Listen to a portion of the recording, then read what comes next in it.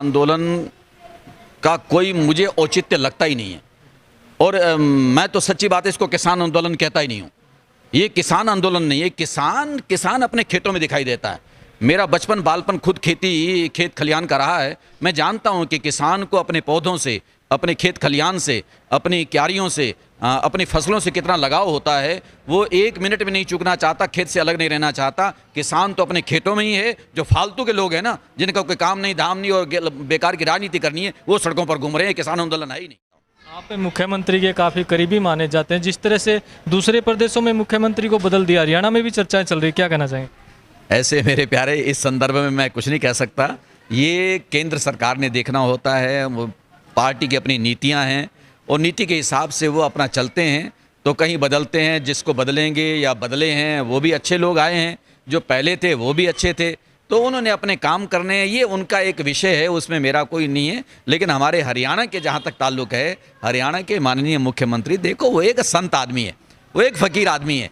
तो इसलिए मैं तो कहूँगा कि वो काम कर रहे हैं, बढ़िया काम कर रहे हैं। यहाँ उनके काम में कोई कोताही या कमी है कहाँ, उसमें शिकायत है कहाँ?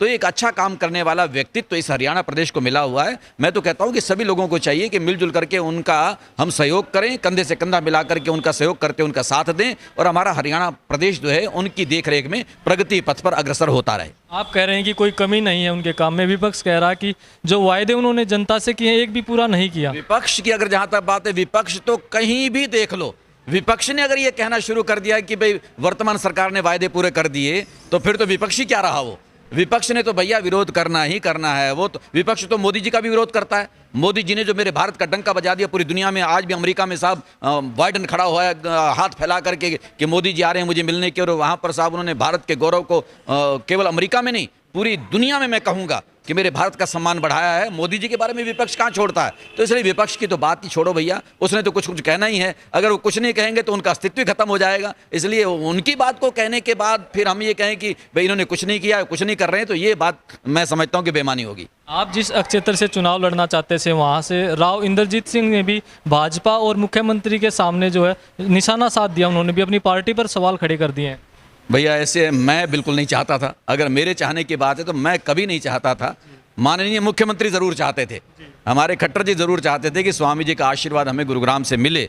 और जिस दिन ये टिकटों का 2 अक्टूबर को आखिरी फैसला आया 2019 में, और 3 अक्टूबर को सवेरे 9:15 बजे माननीय खट्टर जी का फ़ोन आता है। फ़ोन आते ही सबसे पहले मैंने उनको इसी बात के लिए बधाई दी और धन्यवाद दिया कि मैंने कहा बहुत बहुत धन्यवाद खट्टर जी, आज भी मेरे पास रिकॉर्डिंग होगी, धन्यवाद कि मेरी जान छुड़ा दी। यानी मेरा कहीं आने का कभी रहा नहीं, उनकी इच्छा ज़रूर थी।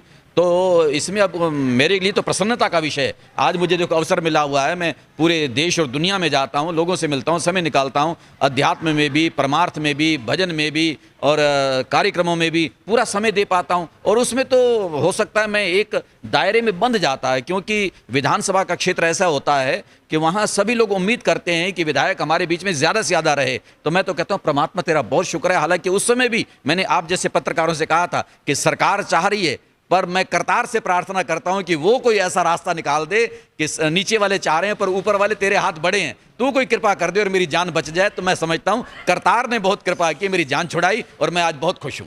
स्वामी जी, मैंने आपसे पूछा कि राव इंद्रजीत जी सवाल उठा रहे हैं कि हमारे क्षेत्र में विकास नहीं हुआ। भैया ऐसे तो नहीं हो सकता। ऐसे कैसे हो सकता है? मैं तो कह सकता हूं कि मैं स्वयं उसी क्षेत्र का रहने वाला हूं।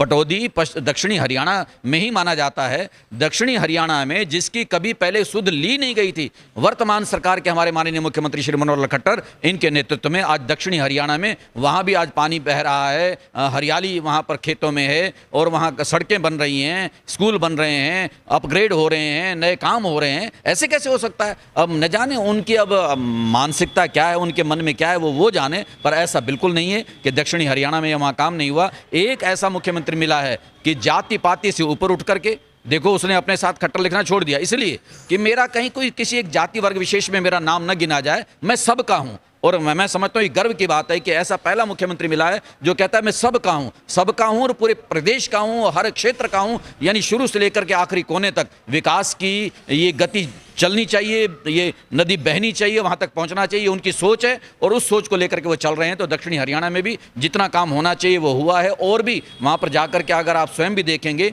आज भी फ्लाईओवर बन रहे हैं, पुल बन रहे हैं, सड़कें बन रही हैं, नहरें खुद रही हैं, हर तरह की व्यवस्था वहाँ करने का प्रयास हो रहा है। तो ऐसा कहना मुझे नहीं लगता है कि कहीं उचित है कि वहाँ काम नहीं हुआ है। वो तो भैया स्वयं भारतीय जनता पार्टी के हैं और सांसद भी हैं, केंद्र में मंत्री भी हैं, तो वो स्वयं अपने दायित्व को समझें कि मेरा भी क्या दायित्व है मेरे अपने क्षेत्र के लिए।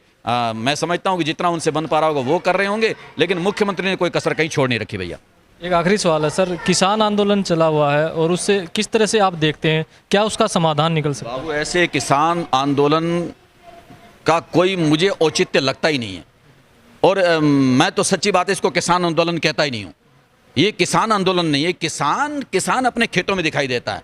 मेरा बचपन बालपन खुद खेत खलियान का रहा है। मैं जानता हूँ कि किसान को अपने पौधों से, अपने खेत खलियान से, अपनी क्यारियों से, अपनी फसलों से कितना लगाव होता है। वो एक मिनट भी नहीं चूकना चाहता, खेत से अलग नहीं रहना चाहता। किसान तो अपने खेतों में ही है। जो फालतू के लोग हैं ना, जिनका कोई काम नहीं धाम नहीं और बेकार की राजनीति करनी है, वो सड़कों पर घूम रहे हैं। किसान आंदोलन है ही नहीं। तो फिर सरकार उनसे बात क्यों कर रही है बार बार? अरे बात तो भैया कोई भी जब सामने आएगा तो एक सरकार का ये होता भी है, स्वाभाविक भी है, उसका मन भी चाहता है कोई आए तो चलो, अगर कोई चाहे वो सच्चा है या झूठा है, जैसा भी गिला शिकवा लेके आया है, तो हम उसकी बात को सुन लें ज़रूर। अब हमारे पास भी हर तरह के लोग आते हैं, तो हम भी चाहते हैं चलो कोई आया है, कोई अपने सीने का दर्द लेके, तो उसकी बात सुन तो लें। वो सही है गलत है वो निर्णय बाद में होता रहेगा। ये थे हमारे साथ स्वामी धर्मदेव जी। इन्होंने जो कुछ बताया आपने सारा सुन लिया। अब आपका क्या कहना है कमेंट बॉक्स में ज़रूर बताएं। हरियाणा उत्सव के लिए अनिल खत्री की खास रिपोर्ट।